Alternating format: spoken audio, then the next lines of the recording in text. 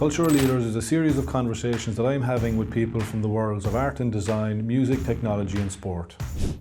I feel with you, you're not that obvious a Cork person. Yeah, no, I definitely had to tone down the accent in Germany. Jeez, they couldn't understand the word I was saying when I was trying to present over there. It's really important that we do share these stories and that we pass them on generation to generation. I would encourage young people, when they get that feeling of fear, to step into fear every single time. Now is democratised how and when we consume content. It also offers opportunities to creators and creative talent, which I think is great. It's not just an entertainment platform, but I feel like it can also be an educational platform if you want it to be. The Now Sky Cinema membership is like a library. It's full of old archive movies like The Quiet Man, Back to the Future, and more up-to-date modern blockbusters like Spider-Man and Star Wars. So there's a great archive of rich films that we can all relate to from our youth, as well as newer editions of those films as well. You don't have to take my word for it. You can sign up today for a free 7-day trial and explore the library of entertainment, action and education. Perry Ogden is an English-born photographer and filmmaker rooted in Irish culture. He brings us on a journey from his school days at Eton College, where he started the school magazine, to understanding traveller culture in Ireland and fighting racism in Irish sport today. Perry, thanks for your time, first of all. Not at all. I appreciate it. I think you're the most interesting person I know. Oh. I hope I do you justice. I hope I do you justice in this chat. Let's hope I come across that way. No, I'm sure you will. As part of this series of conversations, Perry, around culture leadership, I wanted to just go on a journey with the interviewee and explore the kind of the route taken to getting where you are today, be it academically or in the cases of some guests non-academically, because I think people like yourself, Perry, have an amount to teach young people in Ireland today as regards career and following in some way your intuition as well to get where you want to go. So it's that kind of look at navigating education and making the career that you want to have. I want to start, Perry, in London, because you went to a school in London called City of London Boys School, I think. It's an area that I know well myself around the Tate Modern and St. Paul's Cathedral. I wonder what that must have been like for a young boy growing up in London, in the centre of London, with all these inspiring buildings and historical monuments and museums around him. You know, I went to a few schools, Paul. So I started out at primary school at St. Vincent's, which is next to Westminster Cathedral in Victoria. We were living in Battersea then. And I became an altar boy in Westminster Cathedral. And the great thing at St. Vincent's was that a lot of the kids came from Page Street, which is a well-known street in Westminster, a lot of council flats. And a lot of the kids were of Italian or Irish descent. So that's where I first made Irish friends and Italian friends. The Hand family, a guy called Hagan Hand, and all kinds of people. But I remember that aspect of it very well. From there, I went to the City of London, where I was meant to stay. By this time, we'd moved to Islington, Clerkenwell. My mother was a journalist. She became the women's page editor of the London Times, and their office was on Gray's Inn Road. And so I went to City of London pretty much for the last 2 years of primary, and then was going to go into the secondary, which was across the playground. But then my mother died when I was 11, and my dad decided to send me away to school.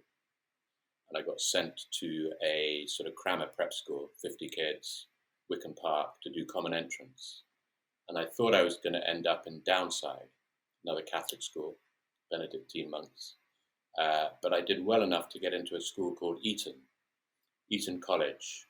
We've heard of it. Yeah, as you may have heard of it. We sometimes called it Slough Grammar when we were asked where we were at school, depending on who we were talking to. Slough Grammar.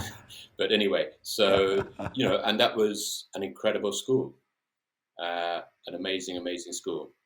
And I guess very privileged to be there. But it, had enormous amount of opportunities. So that was my schooling life, and I really took the old-fashioned route. I didn't go on to college, university, because I already had a very strong sense of what I wanted to do by the time I was 17, 18. But to go back to your original question about London, London is really my home because I grew up there from a very young age, and for some time I used to catch the 38 bus from Rosebery Avenue to Victoria Station and then walk over to St Vincent's School. And that went right through the middle of London. Shaftesbury Avenue. So Victoria's right there. Victoria's right there at Buckingham Palace, right? Yeah, exactly. Victoria's very close to Buckingham Palace, very close to Westminster Cathedral, and a bit further to Westminster Abbey. Yeah, I love that area around I love that area around City of London School, actually, Perry. I know it quite well, and I've often taken that footbridge from St Paul's to Tate Modern. I'm wondering, City of London. I'm guessing that wasn't there. City of London was at Blackfriars Bridge when I was there. It's moved a little bit. At Blackfriars Bridge, just down. Just a little I bit know further it. down On the Thames. Farringdon Road, and you got off on the last stop before the bus went over the bridge to the south side of the Thames, and the school was on the right there. And later they moved closer to St Paul's.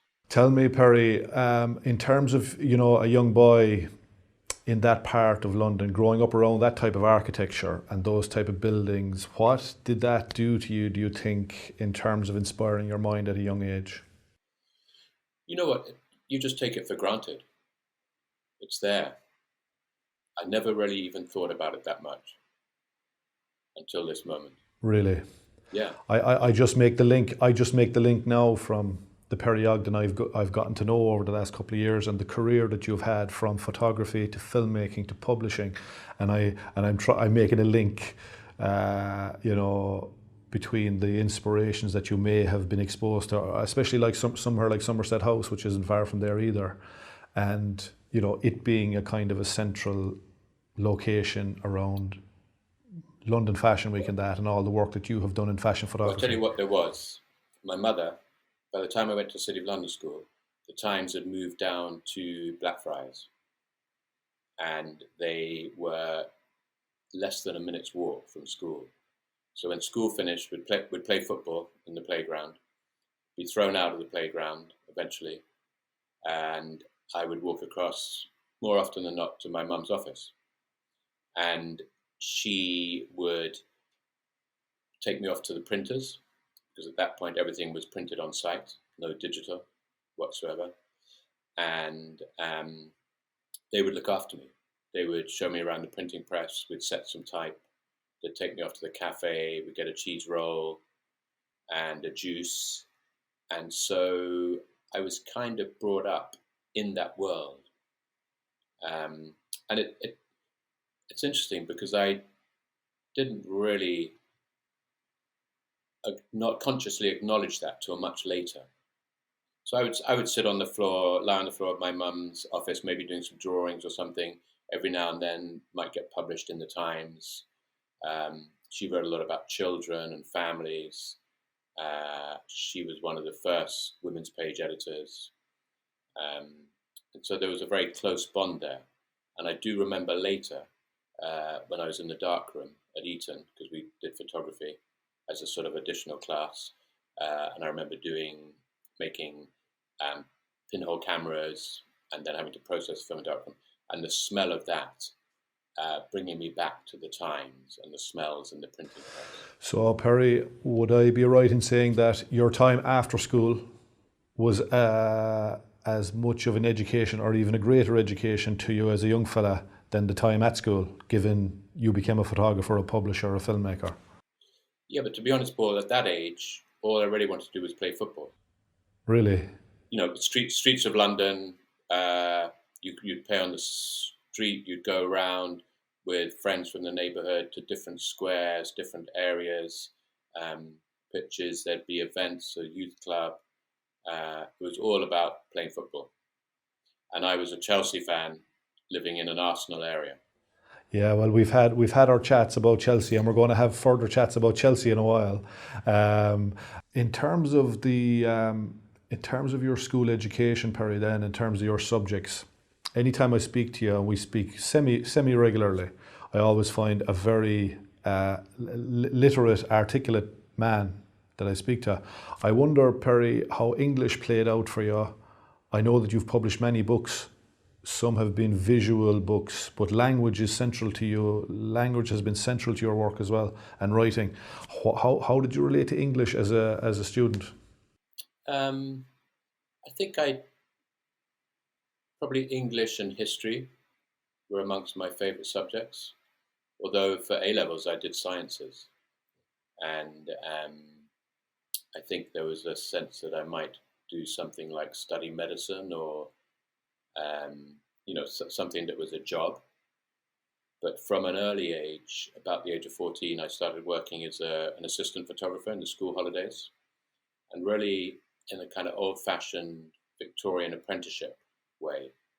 I started by sweeping the studio floor and making cups of tea and coffee, and then gradually learnt more and more, was given more trust, to the point that I was in the darkroom developing film, making prints, going on shoots, and worked for a photographer called John Timbers, who did a lot of theatre, a lot of actors and actresses, and he had been an assistant to Tony Armstrong-Jones, who became Lord Snowdon. And when Snowdon got married, he had to give up photography, and so John went out on his own and did a lot of the work that Snowdon had done. And so that was an amazing opportunity for me. And John was a very lovely guy, and I think I learnt as much out of school as I learnt in school. And certainly having left school and moving into that world of photography and fashion, you met an incredible range of people, really diverse group, and that was highly educating as an 18, 19, 20-year-old. So, Perry, around what age do you think you knew or you realised or you recognised that photography was something you wanted to pursue in your life, and that it was maybe what you were meant to do? I think by the age of 15, 16, I was very, very keen, and I was looking at magazines. A lot of that was music magazines of the time. Back then, there were a lot more. We're talking now mid to late 70s in London. There were a huge number of music newspapers, stroke magazines that came out weekly, told you where all the gigs were happening, the albums. They were a big influence initially, and then later I started looking at fashion magazines. And then I found the books of David Bailey, then Penn and Avedon, and sort of educated myself to a large degree about photography, about magazines, about publishing. That's a really interesting idea, Perry. It's central to what we're doing in this series of conversations, is this idea of the traditional education route, and then the non-traditional education route, where somebody is following an intuition, an instinct, or an interest in a particular field that they think is their calling as such, I read, Perry, or I watched an interview that you did a while back with Polymoda University and Ashley MacDonald. You spoke about the magazine that you founded yourself. I'm a huge fan of magazines. I collect magazines. I think magazines are I treat magazines like school books and curriculum books. You spoke very interestingly, Perry, about the magazine that you set up yourself while you were in school. I think you may have been, I'm not sure, were you in Eton at the time or elsewhere? Yeah, I was at Eton, and it was my last year at Eton, and there was an Eton sort of magazine called the Eton College Chronicle. But every year for the big day, the big holiday, the 4th of June, as it's called, somebody was allowed to do an independent magazine. And so myself and a friend, Roy Phillips, applied, put in a submission. We were allowed to do it, and you were told you couldn't make more than £25 from it, and if you made any more money than that, it would have to go to charity. But we were pretty well sorted, and it was very much inspired by Andy Warhol's Interview magazine and a magazine paper called Ritz, which was published by David Bailey, and a graphic designer called David Litchfield. and which in turn had been inspired by interview. So we had interviews with a number of people, laid out the magazine in a similar style, but also I reached out to people who advertised in Ritz to see if they would advertise in this magazine. And that was companies like Olympus Camera that were doing a campaign with Mrs. David Bailey at the time and her Olympus camera. The company Kickers. So I just went to all the people who advertised in Ritz, and I probably got 60 to 70% of them to advertise in this as a one-off. That's real entrepreneurial stuff, Perry. Yeah, it was at that age. I guess it was, yeah. And then I had to write to, I either wrote or through some contact made contact with Andy Warhol and Diana Vreeland. My aunt had worked with Bailey a lot in the 60s, so she got me an introduction to David Bailey, Joe Strummer, and the actress Diana Rigg, who died recently. So those were our 5 interviewees. That's a fair achievement at 15 or 16, Perry. What age were you on then? I was 17, 18 when we were doing this. 17, 18, still really, really far-reaching to achieve that as a secondary school student, as we would call it, a secondary school student. I wondered, Perry, watching that and listening to you speak about it and listening to you now, how possible is it today, do you think, for today's second-level students here in Ireland, how possible is it to start a magazine? I ask because of my own interest in magazines and kind of what opportunities are out there for young people today in a similar manner. Well, it's completely changed, hasn't it? If you think about back then, this is 79 that we published the magazine. If you think back then, magazines were growing and developing. There weren't that many magazines. And of course, there wasn't any digital. There was nothing online at all. So what happened is that world of magazines grew and grew and grew, and there was a lot of money in it because there was a lot of advertising in it. And then with the advent of digital and online, it sort of shrunk. People said that magazines would disappear, but they haven't, as we know. There are possibly more magazines, but some of them only come out once or twice a year. I subscribe to a few magazines. Monocle is one of them. Yeah. I actually find the contents page, I can actually spend a lot of time on the contents page. I find that very educational. Sometimes I might even just read the contents page a couple of times, and that'll be my hit. Yeah. That'll be my hit for the weekend, you know. What do you feel about what are the good magazines, Perry, to your eye and to your taste level today that you think are important? No, that's interesting because I think I'm looking at magazines less and less because there are just so many of them that it becomes very hard to keep up. You know, and interestingly, from the point of view of a photographer, you end up having to pay to work for most of these magazines because what happens is this. Back in the day, you'd work for Vogue or some of the more high-profile magazines, and they'd pay you a page rate, a small page rate, and expenses. And then, so now there isn't one magazine, I think, that does that anymore. They'll give you a budget, and now we're talking Condé Nast magazines, and you make do with the budget. And with the independent magazines, they don't have any money to give you, unless it's a promotion for a brand. They might have a couple of grand or something. So you're expected to go off and pay the costs of the shoot and carry that cost in the hope that you'll get some commercial work from it. It's it's unfair. There's a lack of kind of transparency or democracy or something to that kind of arrangement, isn't there? There's a lack of fairness probably to it as well. I'm tending to think that way more and more about it, and I think it's very tough for young photographers. Yeah, you know, they're having to borrow the money in the hope that someone sees their work and gives them a paid job.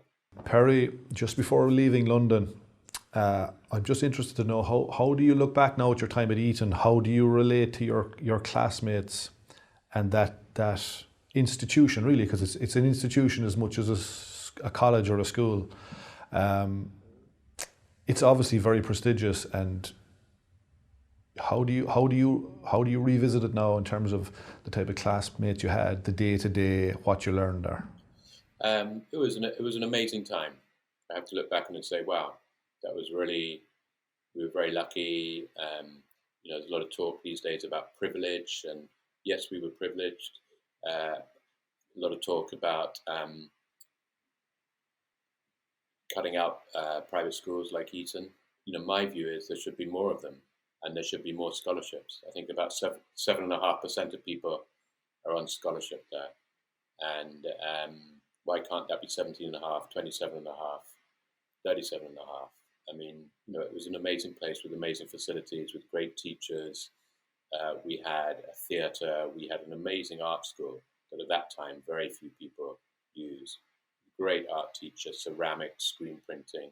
We had amazing sports facilities, very serious about sport. So, yes, I mean, it was a great experience. That's interesting. I do look at the curriculum here in Ireland and I wonder how well it caters for the creative arts and the dramatic arts. And I wonder, out of curiosity, because I don't know. So back in Eton, you would have had stage. Is it almost like stage school, or a performance area for? Yeah, there was theatre and acting and drama. Yeah, theatre was sort of newish, but there was drama, and it became It was an outlet for creativity, anyway. Yeah, there was room for all these things, and they were all encouraged. Now, it often depends on the teachers and who's doing it at that time, but certainly we had a great art teacher.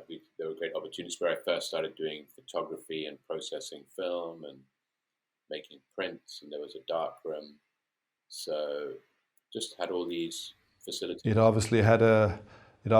had a fundamental positive impact, so, on your journey towards becoming the Perry Ogden you are today. Well, it would be very interesting to know what would have happened if I'd stayed in London at the City of London School and gone through that route. Yeah. And where would have I? Yeah. It sounds like it was very formative. It sounds like it was a very formative time for you. Well, I think it is an amazing time, isn't it? That age from, when you're a bit like the Paddy and Liam book I did, I was sort of following them over that period of time when you go from being a kid to being an adult, and everything that you're exposed to in that time and that you're drawn to, and be it films or people or books or, every single thing has an impact. I want to move, Perry, and shift the location to the west of Ireland and to Connemara specifically. I suppose it's this culture clash almost, and I think that's a fascinating part of you, this life that you had and still have in London, but particularly growing up in London, to the time you spent in Connemara. We've spoken about it from time to time, but it does seem to have been a kind of an important time in your life as well from the point of view of inspiration. What attracted you to the west of Ireland, Perry, and what inspires you? What about the west of Ireland inspires you? I first went there New Year 1986, and I'd never seen landscape like that. I'd always been a real city kid, growing up in the middle of London, and always hated going to the countryside with my parents. Somehow when I got to Connemara, it was something different, and there was something really magical about it. The desolation and the remoteness and the mountains and the lakes, and the light was never the same twice. And I became drawn to it, and I thought, God, I must come back here. So I came back on a shoot after that first visit, and then just kept coming back to shoot there, and it sort of became like a studio for me, if you like. I remember looking at your Connemara portraits. I've seen lots of the work that you've done that has kind of resonated with me the most has been based kind of in those landscapes that you just described, the Connemara portraits being one. Tell me, Perry, did the language of the west of Ireland resonate with you in any way? The Irish language, shall we say? You know what, I never got to learn Irish. I always had a little ambition to try and learn some, but I never did. But I tell you what I love about language is the way that the Irish speak English. And it can be a bit like how they speak English in Trinidad. They've completely made it their own. And you see this in, in the writing of Joyce, and many others, and the way that people speak. And in the West, you often get the purest form, because it hasn't been contaminated by England too much. You know, like in Dublin, we're closer to being in London and living that similar kind of life. Whereas it's the syntax and the way people use words, and there's a great beauty to it. I wanted to speak to you about filmmaking and Pavi Lakin in particular. I remember Pavi Lakin was an important movie and is still an important film, I think. I remember it when I was quite young. Nobody had done it before. Nobody had made a film like that before. And I still think it's a very important kind of unique piece of work. You know what happened? It was after Pony Kids. Just to give you a little background to it. So when Pony Kids came out, the book, that was the exhibition and the book Perry. So I did these photographs in Smithfield Horse Fair in the mid 90s, and set up a studio there, set up a white background to photograph all the kids with the horses, and that whole culture, which was the kind of coming together of traveller culture and settle culture that had come out of, I guess, more and more travellers in the 80s being settled, and on the outskirts of Dublin, coming into contact with the kids who are living in those satellite housing estates, and then the kids became interested in the horses, and then they would sort of congregate at the horse fair. And this was also at a time when you had kind of sportswear like Nike and Adidas all coming to the fore as well in the mid-90s, and then the haircuts. And I just became fascinated by the whole thing and was trying to find a way to photograph it in a different way, in a new way. So it wasn't just the kids within the context of the horse fair. But I decided I wanted to keep them in the horse fair. So I'd need to set up a background there so they weren't taken out of their environment, except for that split second of taking the picture in front of the white background. And I just became more and more fascinated. So every first Sunday of the month that I was in Dublin, I would go and photograph for a few years, and met a lot of travellers, and ended up creating an exhibition in Smithfield in 1997, outdoors, and then had the opportunity to do a book, which was then launched in the Hugh Lane in 1999. And when that was published, I started getting calls from Hollywood studios and film producers interested in the film rights to this book. So I spoke to some of them and did a deal for the option, thinking, oh, this could be great. If this film gets made, I'll get some money, a good chunk of money, and I'll be able to make my own film. And so I went off and started working on a project, thinking about ideas, going back to interview some of the kids again who had been in Pony Kids. I ended up in the Children's Court in Smithfield, same location. And in Court 55, I was given access on a daily basis that I could go and sit in and listen to these cases that were being heard by the judge. And that was fascinating and opened up a whole other world to me. And one day, I was in the process of putting together a film. We were already shooting bits and pieces and coming up with stories and trying to make a feature film. And then one day, a kid was in there with his sister, and he put on a big show for the judge, and he pulled down his tracksuit trousers to show the judge the bruisings he'd got from the guards on his legs, and he told a fantastic story. However much of it was true or not, I'm not sure, but he just told a wonderful story, and I thought, wow, that was fascinating. There's something in that. So of course, from the guards, the next day I heard, oh yeah, he was let out the next day. He was kept over with his sister for another day, and they were let out. Of course, in the courtroom, the address is read out where everybody lives. So if there's anybody really interesting you want to go and visit, you have their address. So a few days later, went down there, said, oh look, I saw you in the court, and here's a copy of Pony Kids, and this is what we're doing. Would you be interested in getting involved? And oh yeah, sure. So then started spending quite a lot of time with his family. And that was Paddy, who was Leroy in Pavi Lakin, and then met his other sisters, brothers, the mother, Rosie, and just came up with this story based around Winnie, the youngest of the sisters, who was incredible. And one day I went down there with a video camera. There was nobody else around. And Winnie came out and said, "Oh, you want to hear about my brothers and everything, don't you?" And I said, "Yeah, sure." And she said, "Come with me." And we went into a caravan and I just filmed her. She told me all these amazing stories, just incredible stories. And you could just see her eyes making it all up. I thought, wow, this kid is just extraordinary. She's a natural, and we have to sort of base it around her. How do you gain the trust, first of all, of, we'll say, members of the travelling community? How do you gain their trust, and how do you communicate with them? Did you find it easy or difficult to communicate with them? Because I know, like when I was growing up in Tralee Town, or on the outskirts of Tralee Town, we'd come into Tralee Town a lot. There were members of the travelling community, and they actually did speak a different language. They actually spoke their own dialect, which I always found fascinating. I still remember phrases that they used. I can still hear phrases in my mind that they would have used around the town. We would have been in around the Greyhound track and in around Austin Stack Park in Tralee for all the matches, and they lived close by. So we would have come into close proximity with them. We would have heard them communicating with each other. How did you find the communication process, Perry?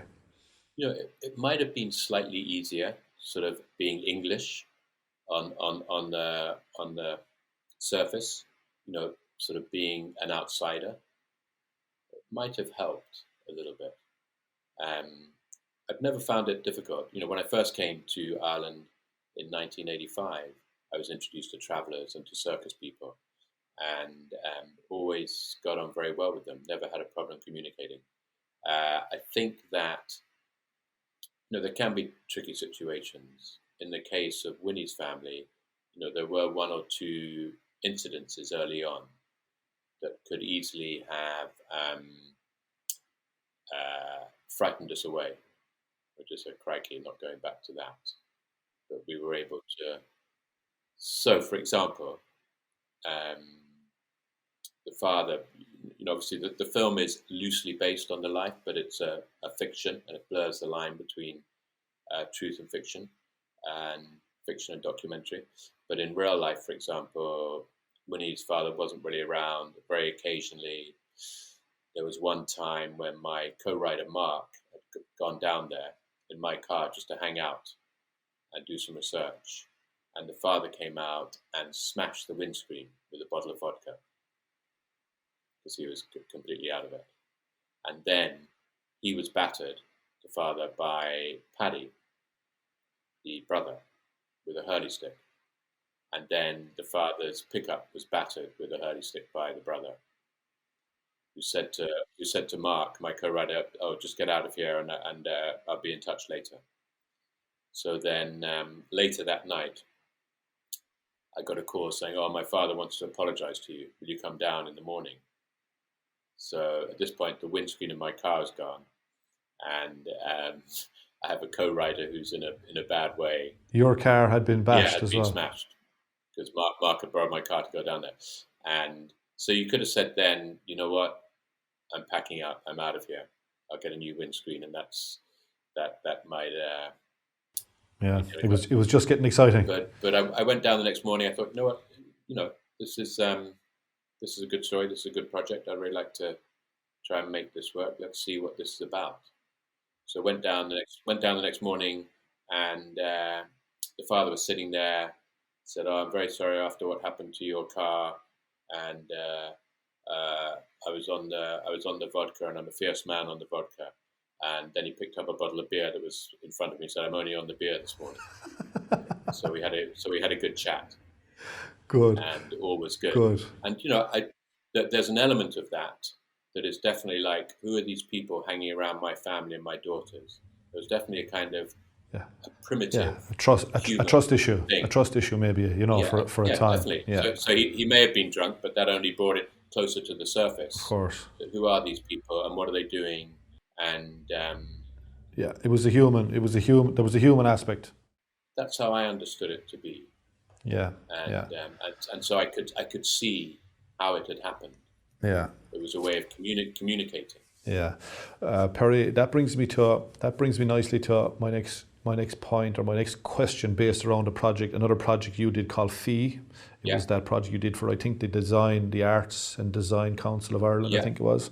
But there's an opening scene, Perry, and you just kind of gave us an insight there into Irish manliness and kind of how Irish men express themselves in a way. The opening scene of Fee Perry, I thought was a fascinating kind of take on Irish men. It was a man dancing in the bog on a makeshift. I think it was a makeshift dance floor anyway. So it was a piece of hardwood on the floor, and he had dancing shoes on. He was making that lovely sound that tap dancers make off the hardwood, dressed in lots of West of Ireland brands, woolen brands, and I thought it was a brilliant. I grew up near the bog. Basically, this was a bogscape. The landscape was very familiar to me, but this idea of the Irishman dancing in the bog, I thought was a great. I felt it was very accurate a portrayal, actually, in some ways, in terms of the culture that's we've grown up with, Irish dancing, bog, and the clothes that model was wearing. But Perry, my question is, how do you view the Irishman as somebody, well, let's say, born in England but has spent a lot of time in Ireland and is really, I consider you a very cultured man. How do you view the Irishman as you see him? Crikey, that's a hard question. Because it's hard to generalise. It's hard to make sweeping generalisations. But if I talk a little bit about the bog and the Connemara portraits, that happened because I was living part of the year in Connemara, in Cashel, and I just became fascinated by my neighbours going out to work on the bog during the summer, and then footing the turf and that whole process that you've had all your life, but to me was completely new, and I became fascinated by them, and then I to the point that I wanted to document them and photograph them. And to me, there's a kind of Irishman in the West at that time. This would be the early 90s. So one of my favourite characters in Cashel at the time was a guy called Pat Welch, and he was actually living in a sort of caravan type of structure off the road, because on the side of the road, because his own house had become derelict. I went over, there's a picture in that series when we walk about 1.5 miles over the bog to his house, and he sits on a couch there, and there's beautiful light coming in from the ceiling, but that's because there's no roof, but it's like a skylight, my favorite kind of light. And so we took some lovely pictures there, but that was a life of walking 1.5 miles from your house to the road. So in later life, he'd moved to a caravan on the side of the road, so it was a bit easier for him. But he was a great guy, and we went once to the Aran Islands to play football. We'd done a shoot over on the Aran Islands, and we thought, we'll take the Cashel team and some friends, we'll go over to Aran Moor, and we'd spoken to the guys, and we'll play a friendly match. And Pat came with us, and we had to stop in South Connemara to look at the turf. He had to get out of the car to see what the turf was like in South Connemara, because he'd never been there for so long. He'd been to Galway once. He'd never been to Dublin, and sure, I'd be killed there. I'd be killed, and that's an amazing life, isn't it, for us to look at from our vantage points. But yeah, big time. I can relate to that man. Actually, I have a cobbler down in Tralee, and I've been using him for years. He works out of a doorway down a laneway in the centre of Tralee town. Could tell you anything about a man's shoe or a lady's shoe, and can repair the finest of shoes, and knows all about his leathers and his lasts.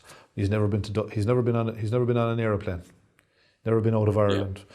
Just goes to Dublin the odd time on the train up for Kerry football matches and back. And I can relate to Pat Welch. Yeah. I think I know a Pat Welch down in Kerry, Perry. Perry, moving to sport, you mentioned playing soccer there on the Aran Islands, and focusing on your photography specifically.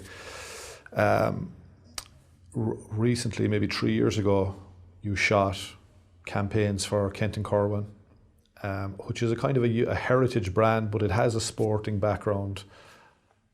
I think the owners and the designers of the insignia, the Three Lions insignia on the English soccer shirt, the designers and owners of the Red Rose on the rugby shirt.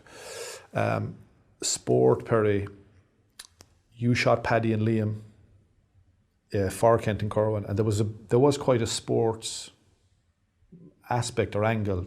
I think there was a little bit of boxing in some of the shots, and there was a bit of soccer in some of the shots. How much does sport influence your photography?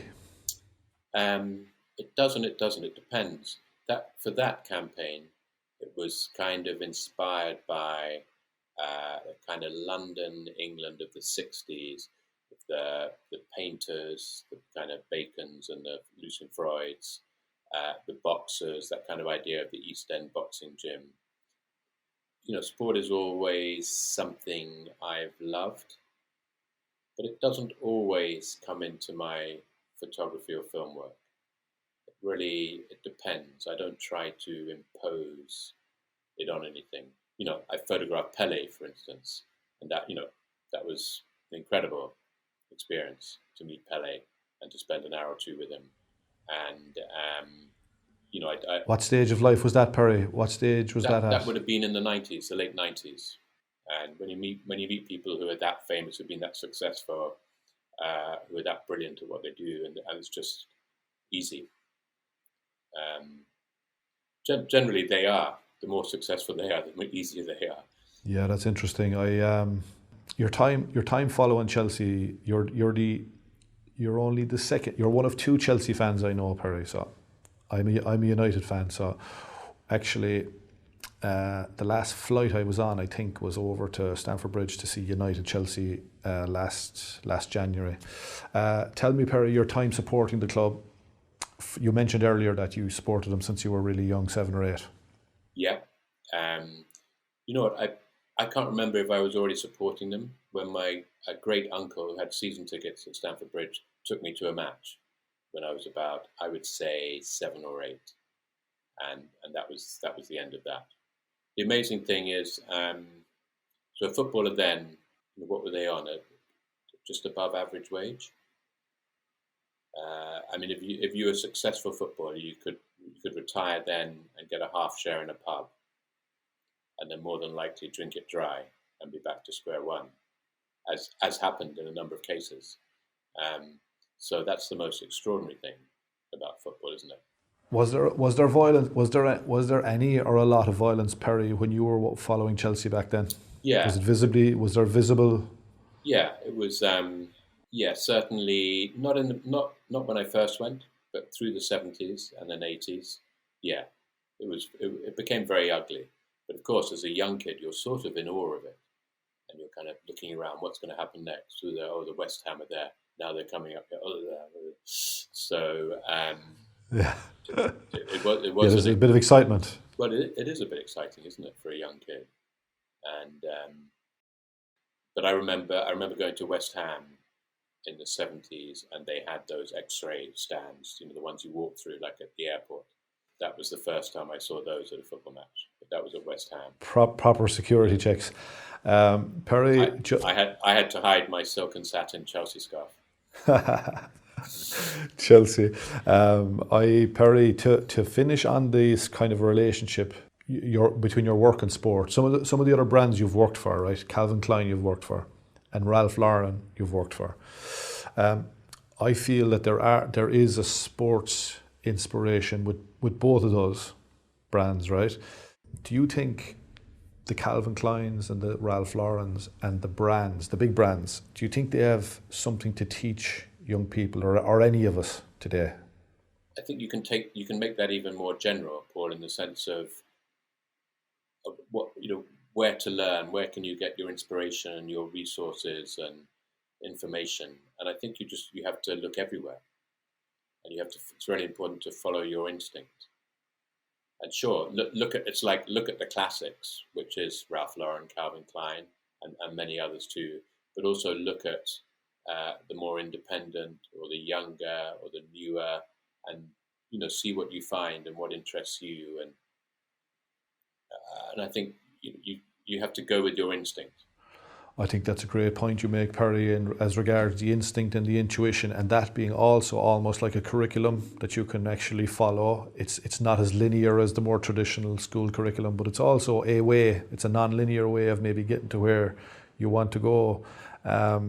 Sari, I wanted to speak to you about Sari. I know that it's something, you founded it, Sport Against Racism Ireland, you founded it. You're very tuned into Irish culture, have been for many years. Sport Against Racism Ireland, Perry, what pushed you, what I won't say forced you, but inspired you to start it?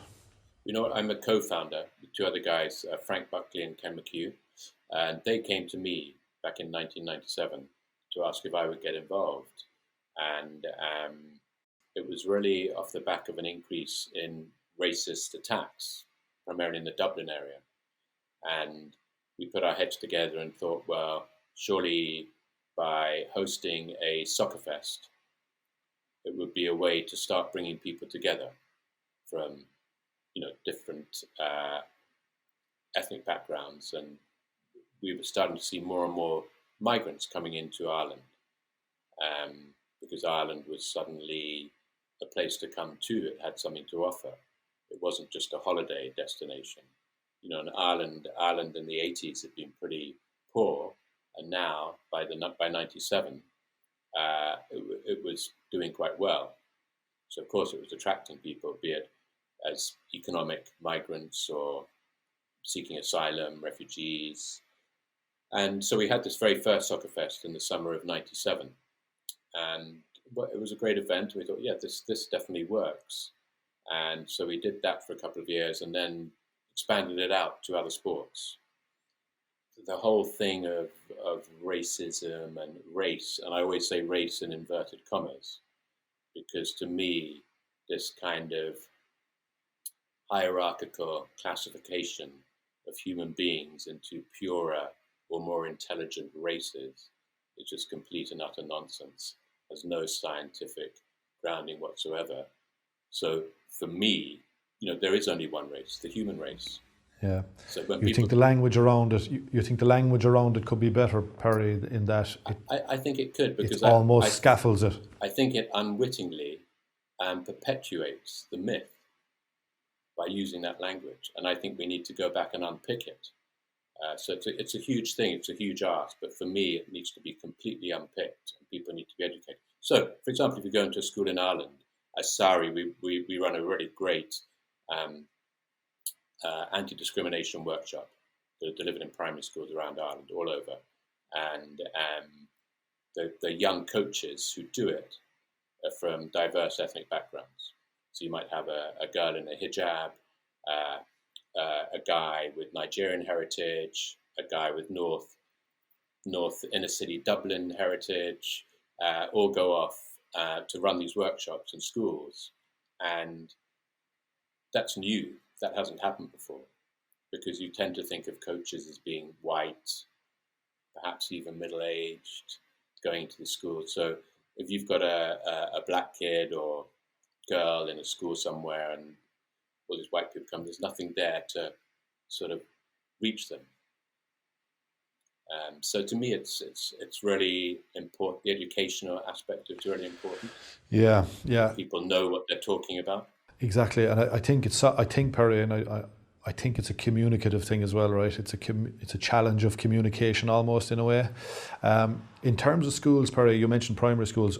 What about secondary schools? Have you been able to penetrate secondary schools, and what can the school system, do you think, do better to kind of help the conversation along? Yeah, we have, and we feel it would be it's something we could run in all schools, but it's more down to resources and being able to finance it. And so we felt that age group, sort of 10, 11 to 12, is really a key age where you can start learning these things. It's not just about racism, it's about sexism and homophobia and all forms of discrimination.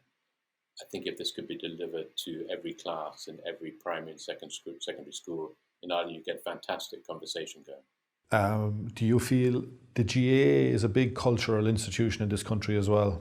Do you think that SARI, Sport Against Racism Ireland, the GAA can play a part, or how do you think does the GAA play a part? Can it play a better part? For sure. We work with the GAA. I would say the GAA being one of the best national sports bodies at addressing these issues. But at the same time, there are still some things within the GAA that I take issue with. For example, should we really, in this day and age, be naming clubs after pro-slavery Confederate racists? We have some examples, yeah. Yeah. So, my question is, can we justify that in this day and age? Now, I know John Mitchell's history, and he was a hero, and he was fiercely anti-British at a time when that was much needed, and he really stuck up for the Irish peasant, as it were, for want of a better description, in the famine, and rallied against the British and the injustices that were being perpetrated. But he later, once he'd served his time in a penal colony, I think he went to Bermuda and then Australia and escaped and ended up in the southern states of America, and through the Civil War. And he was very pro-slavery, hardcore Confederate, and a sort of known racist. I think he lost 2 sons who were fighting in the Civil War. And he ended up back in Ireland at the end of his life. And a truly fascinating life, amazing life. But I don't think it's great to be calling a club in the 21st century by the name of a racist, pro-slavery Confederate. And I think, what does that say to kids from, with an African heritage that in the local area where one of these clubs might be, oh, come and join our club, come, we'd love to have you in the club. Yeah, I don't think they know, Perry, is the answer. I think a lot of the clubs... Yeah, and maybe a lot of the people, maybe a lot of the members of the club aren't even aware of this. I think that's the case. Yeah. I think that's the case. I know there are a number of clubs, Mitchell's, John Mitchell's, and other Mitchell's, Castlebar Mitchell's. Yeah, there are a few around. And I would say maybe lack of education might be feeding some of that stuff, Yeah. Perry, but I think it's definitely an issue that needs to be raised and discussed.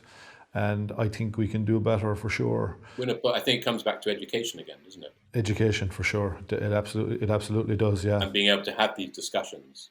And language, Perry, you touched on language as well. Like I feel like it's almost a communication issue as well, and a language issue.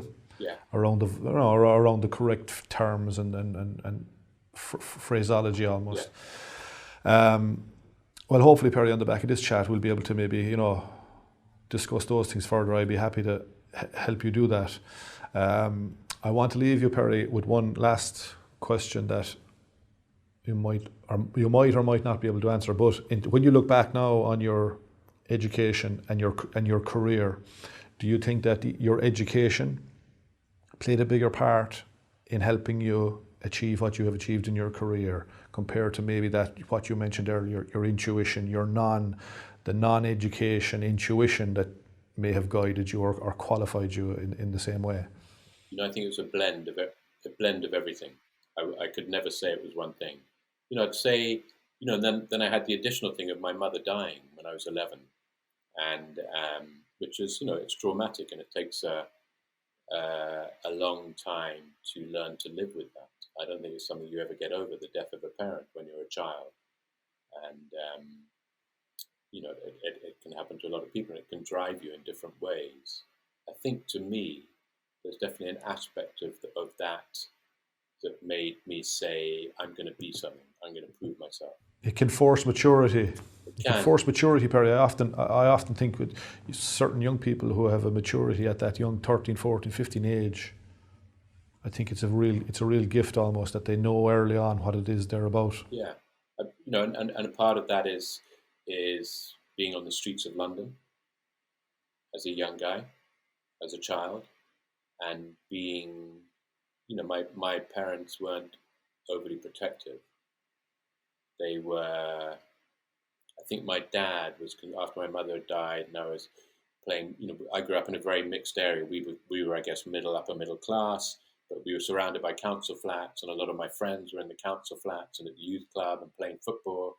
And I guess my dad became concerned about my Cockney accent that I had at the time, or was probably more like putting on, a bit like Mick Jagger. But So he was concerned about that and what he could do to prevent me from sort of ending up on the street playing football all day, every day. And I think it became easier for him, without my mother being around, to send me and my brother away to school. And I think he'd always been keen on that kind of an education, on going to public school. And yeah, I'm sure Eton gave me a confidence. I'm sure being a footballer, as you will know much more than me, but, I was mad on soccer, I was in the teams at Eton and in the first team. So that gives you a confidence. There's so many... Gives you a toughness as well. It gives you a toughness, it gives you a confidence. There's so many aspects, I think. It's a hard one to answer. Yeah. Well, I certainly think, Perry, your story is very rich from the point of view of life experience. I think any of the students listening in, second or third level, or educators for that matter, will certainly take loads from it. There may even be students out there, Perry, who equally may have lost a parent at a young age that might watch this and be minded to say, I'm going to become something that parent, mother or father, is going to be very proud of. So, I mean, that's the aim of these chats, Perry. I think too, Paul, I found something quite early that I had a passion for. And now some people, I know other people who are brilliant cinematographers, I can think of one in particular, who didn't find his thing until his early mid-30s. And is now a great cinematographer. So I think that the thing is to keep going. Yeah, I think it's a great message, Perry. I think it's a key message actually to these conversations is actually, taking the time, giving yourself an opportunity to study and to realize what that thing is and to try to maybe pursue that as a career. I think now is a good time for these types of conversations that people maybe or students are trying to kind of figure out the new education landscape. That classroom is gone, maybe, that education in school as they knew it has changed, and I think these conversations are kind of designed to fill that void and to maybe show them people, reference points like yourself who did it you did it your way, and it's a way that might inspire many others to maybe find theirs. So Perry, thanks for the chat, really enjoyed it, always a pleasure to chat to you, and I appreciate your time a lot. Thank you, Paul. Great chatting.